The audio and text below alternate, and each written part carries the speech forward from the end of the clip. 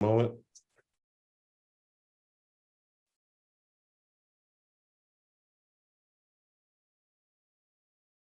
Learning all this new technology is crazy and exciting all at the same time. Yeah. All right. So we are being recorded right now and live streamed to YouTube. So welcome everyone. It's a few minutes after 9. We got Sherry Poindexter on the phone here. We got Robin Woods with Gold Financial. He's going to give us a little market update about what's happening in the country with the mortgages and everything.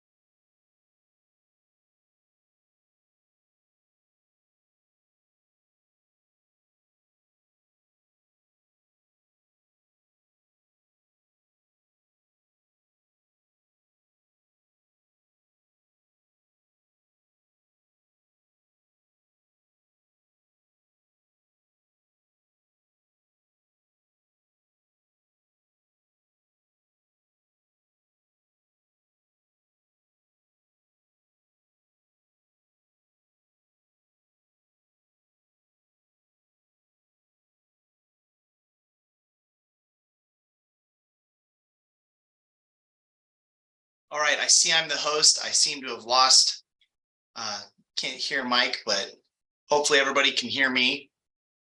So really quickly, I'll just share that the Mortgage Bankers Association released their weekly mortgage application data about a week and a half ago, showing that purchases rose about 2% last week. The third week in a row of gains. So compared to a year ago where interest rates were, 1.75% lower, we're down 35% year over year, but we're making headway week over week. Interest rate. Can you hear me? Yeah, something happened. I'm still trying to learn this stuff. You guys totally just it went off my screen, and so I'm trying to figure this all out. I apologize, but No worries. it's all recording still, so keep going with the flow here.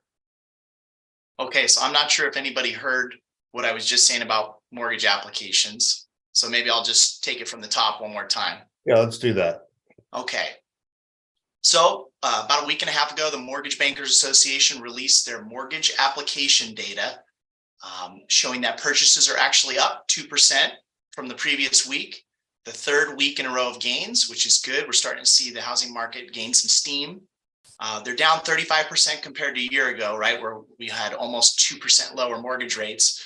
So that's not really a fair comparison, but we're making good headwind on a week over week basis. Mortgage rates decreased from about 6.5% to 6.45%, which is, close to 1 5/8, 1 3/4% higher than last year. Refinances rose 4% for the third week in a row and are now down considerably from the year before, but like I said, making headway on a week over week basis. Taking a look at pending home sales, which is, kind of the pulse of the market, measures signed contracts on existing homes. They rose almost 1% month over month from February, down about 20% from last year, but making meaningful progress for the last few weeks. So that's what I got for you, Mike. Good stuff. Thank you, sir. Let's see. pleasure. I don't take over my screen again. I think that's me right there. No. Dang it. I really need to take a class on this stuff. All good. Gosh, I have no idea. Oh, wait. There you are. Hello, here I am. All right. Well, thank you, Robin, for that update. Appreciate it, my friend.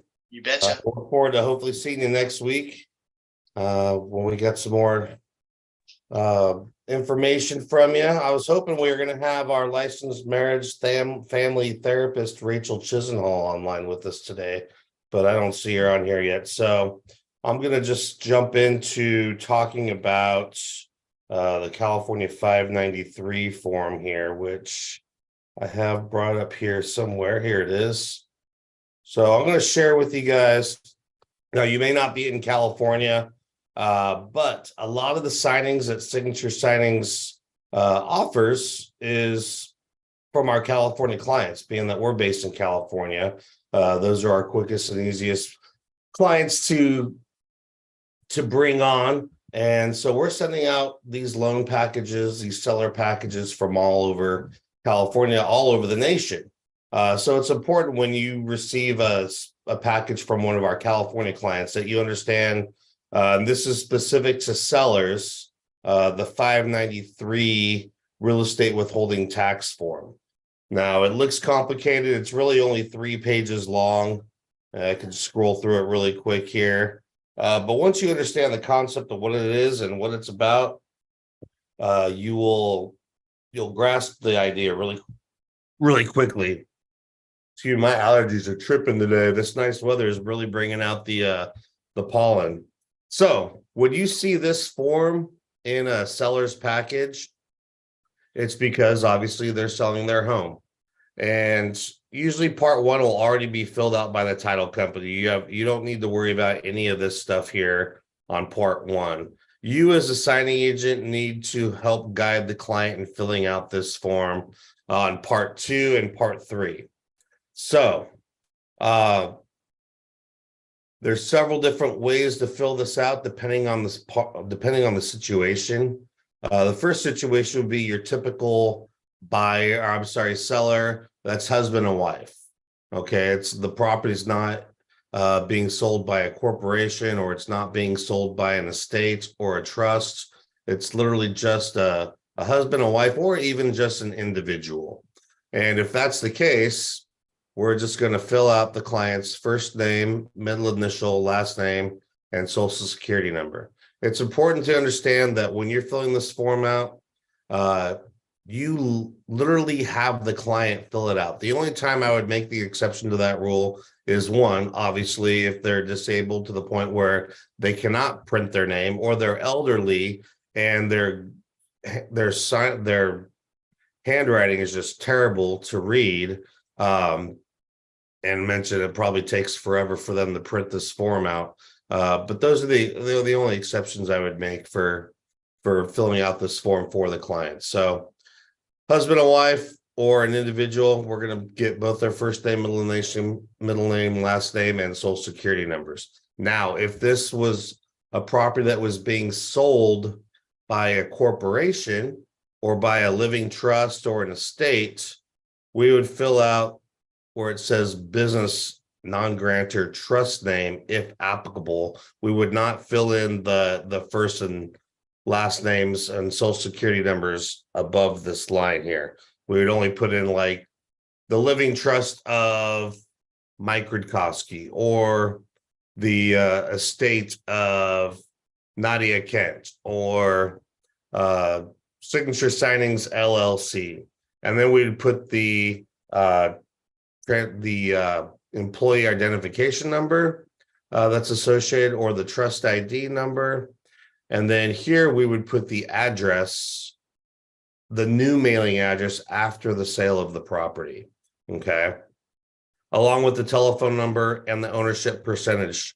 Now let's say maybe instead of being a husband and wife, it's 2 people that are maybe partners, but they're not in a corporation. Maybe it's 2 brothers and they own the property 50-50. They would each end up having to fill out their own 593 form, and they would put their ownership percentage accordingly where it says ownership. And that's because they're not married, and because they're not a corporation, they're each going to be taxed based off their own ownership percentage. So it's important to fill that out and make sure that they're each filling out their own. So it'd be 50% here, most likely. But in any case, once this top portion is filled out accordingly based off of those scenarios, we're going to come down here to part 3, which these are a list of exemptions that allow a client to be exempt from any withholdings from their proceeds. Maybe they're selling the property for $500,000 and they're getting $250,000 of income, or after everything's said and done, they're bound, the money coming back to them is 250,000 after paying commissions and mortgage, the loan that's associated with the property, etc. They're going to have potentially some tax implications, and typically, there's some exemptions that allow for the title company to not have to withhold any money for taxes upon the sale of the property. And so these are the long list of all the different exemptions. Number one being the most common, that if the property qualified as the seller's principal residence and it was owned for 2 years or longer, they would check box number one. Okay. If they did not own the property for 2 years or longer, they would check box number two. Or maybe the client has a loss or zero gain. If they have a loss or zero gain, obviously they would check box number three. But if they do, then remember that they would need to come to page 2 here and fill out the computation form under part 6, showing how they came up with the number that said that they had a loss or a zero gain.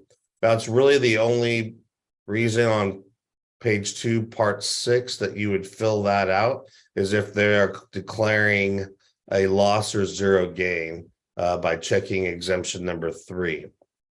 Okay, there's also some other exemptions that we don't see a lot of, so I'm not going to get too much into it.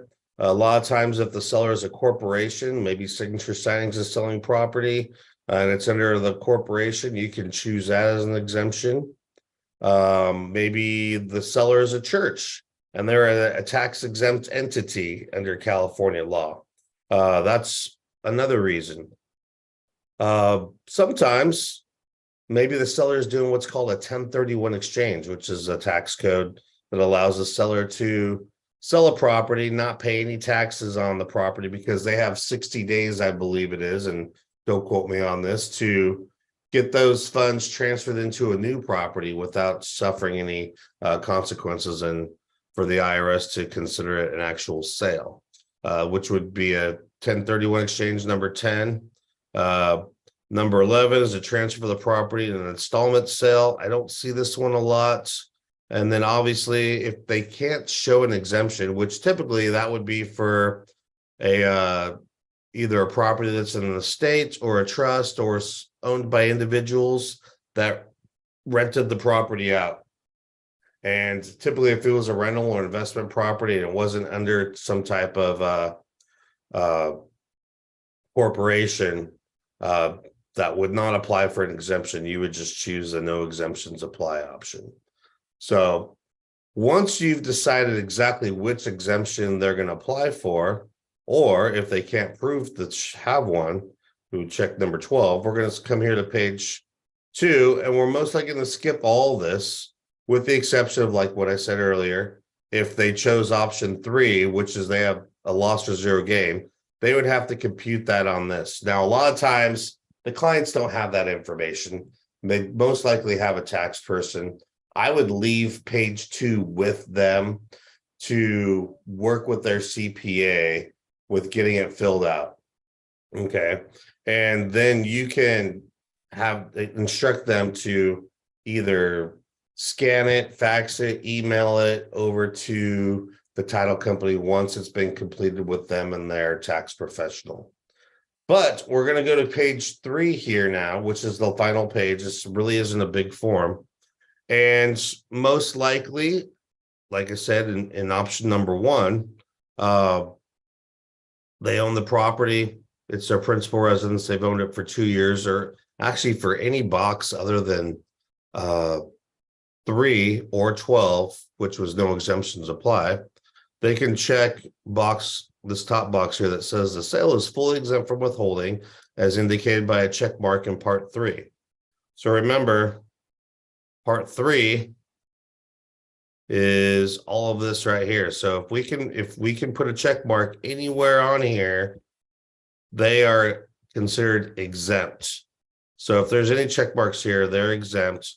We can check that top box on page 3. Right there. The sale is fully exempt from withholding.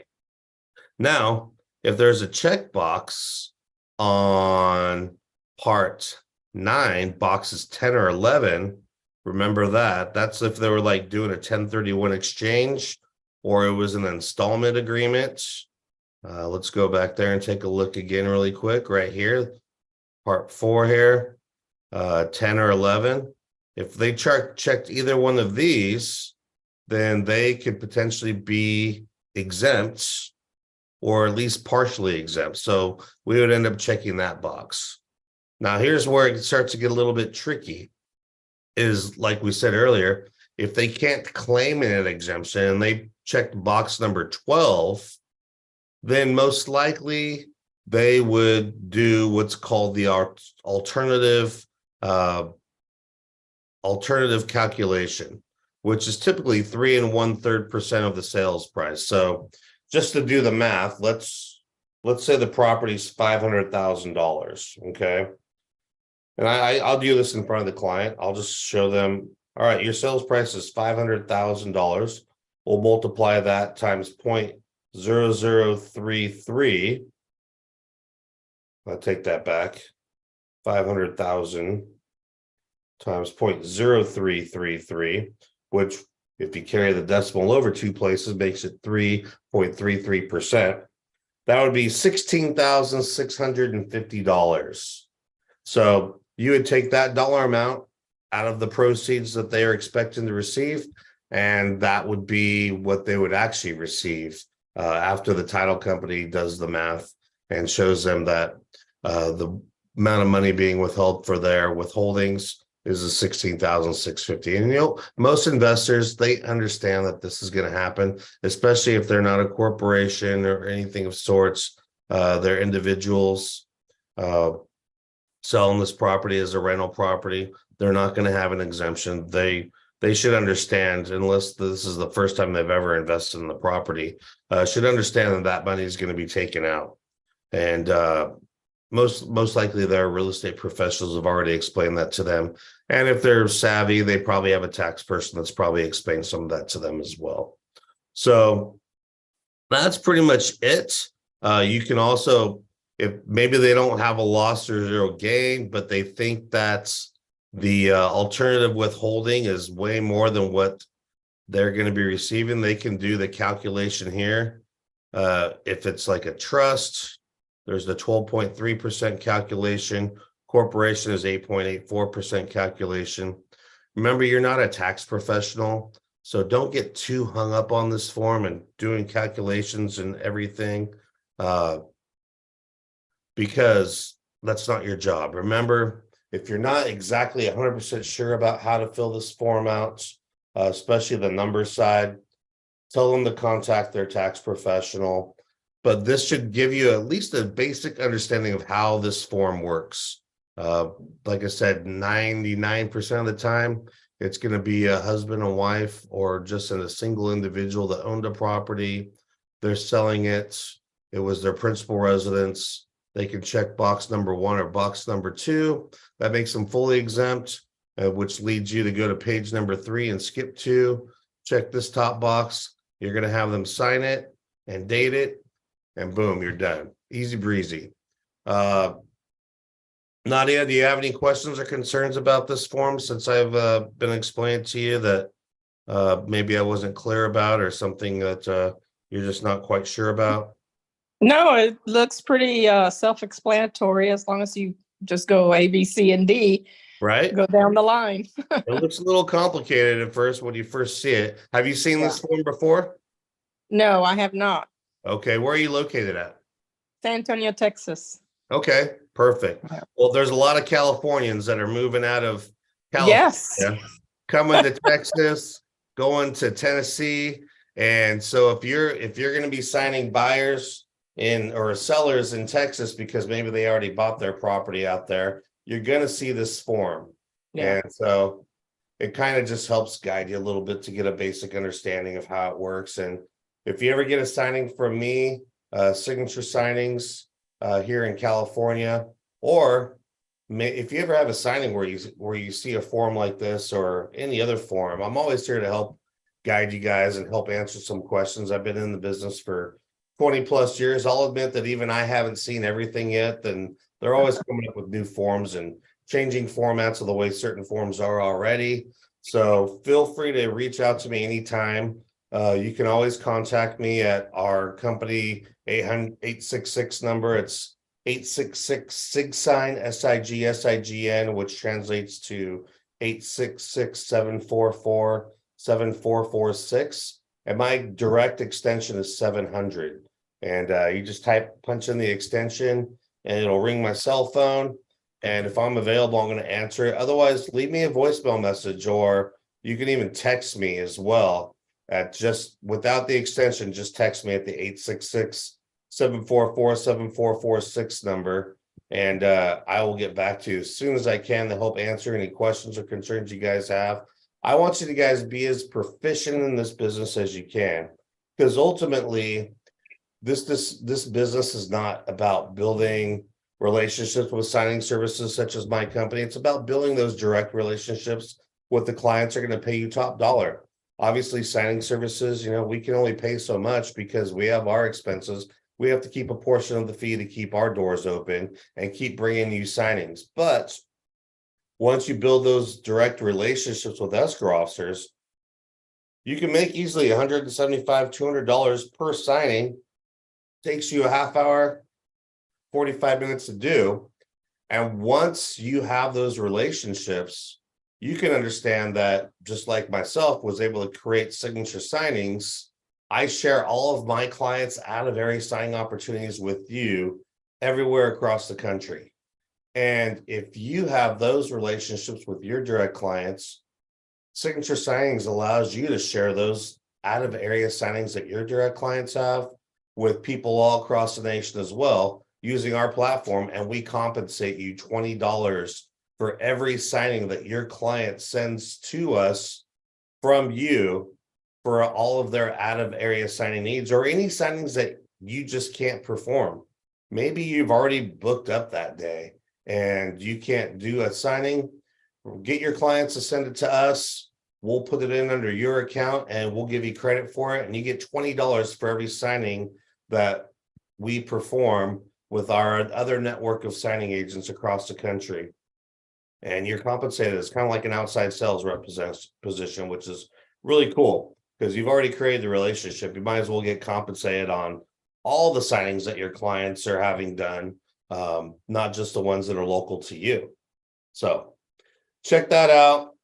Unfortunately, Rachel wasn't able to join us today, but she's an amazing woman. She's got an amazing mind, and she loves to empower us and teach us a lot about our mindsets and how we really stop ourselves from succeeding in life. And she gives us a lot of tools and insights about how we can be better to ourselves.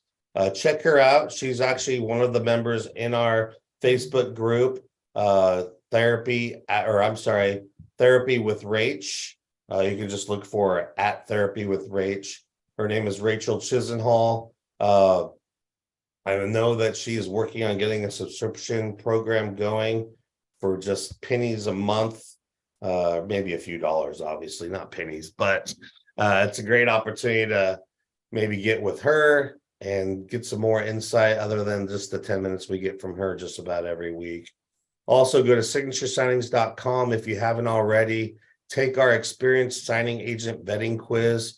You just go to signaturesIgnings.com and select option 5 and take our quiz. And once you take the quiz, once it's passed, then we can get you set up in our system so that you can start receiving notifications right away for all the signing opportunities we have across the country. And you'll be the first to be notified for the ones in your area. And for a small $25 one-time fee, you get that as well as Fidelity approved, and you'll get auto-assigned all those signings anytime you accept them. So check us out. Also, check out the members area page on our website too, signaturesigns.com. Tons of great information, tons of amazing resources to help you with you and your signing business. So today was short and sweet, but I appreciate you joining us. And is there any other questions or concerns I could help address for anyone? No, Mike, you did a wonderful job. Thank you so much. I actually appreciate you tuning in. just join your Facebook page yesterday. I saw Okay. this come up and I said, you know what, I'm going to check it out. So Awesome. Well, we do a different topic every day. And if there's something that you want some more insight about, please let me know and I'll make a topic on it. Obviously, I don't have all the time in the world to do something like this every day for every topic, but we're going to work into it. And I also have, I plan on traveling across the country, but right now I'm in Sacramento. I'm having a training on April 29th, which is Saturday. It's literally building your signing business from A to Z and how to understand seller documents, escrow documents, purchase and refinance documents, and how to explain those to the client, how to build your signing business and all the little tips and tricks and techniques that I've learned over the years to make the signing process smoother and also to help run your business better. And that comes to taxes and stuff like that too. I'm trying to get one of our tax professionals, Garrett Gukin with South Placer Tax Services, to maybe join us next week, because one of the great things about us being signing agents, notary publics, is that a lot of us don't know this, but there's some huge upside tax consequences for us as signing agents that a lot of tax people don't know. And Gary's going to try and break that down for us. I'm hoping to have him on here next week, but I know it's tax season, so he's really super busy, but I'm going to try and squeeze him in here for hopefully 10 or 15 minutes and kind of break some of that stuff down for you. So anyways, Nadia, thank you so much for being here, and everybody else, and Robin, and we'll hope to see you guys again next week. Stay tuned. Have a great day. Thank you so much. Bye-bye. Bye-bye.